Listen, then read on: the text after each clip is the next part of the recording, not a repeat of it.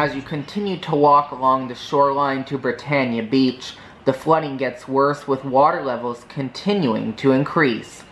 At Britannia Beach, almost the whole area was flooded, all the way up to the Ron Colbus Lakeside Center. 2 weeks ago, the site at Britannia looked a little different.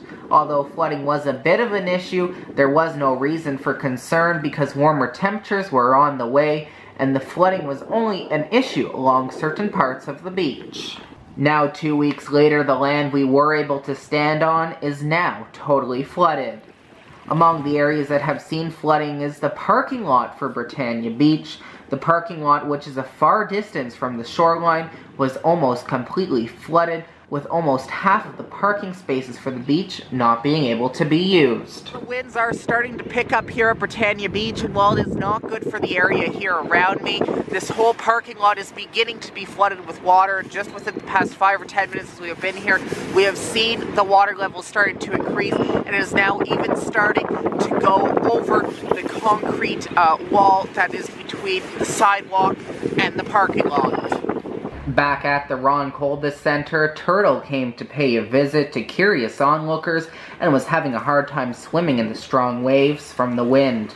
With more rain in the forecast, water levels are expected to get even higher before there is any relief for residents. It will be at least a few more weeks before the land starts to dry up and the cleanup process can begin.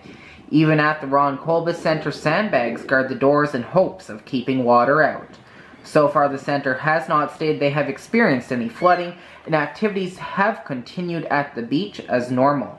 As water levels continue to increase, concern for the center becomes stronger. A maintenance person went in to go and check one of the storage centers of the building to see if there was any water. So far, there is not. However, only a few more inches, and that whole area would be totally flooded.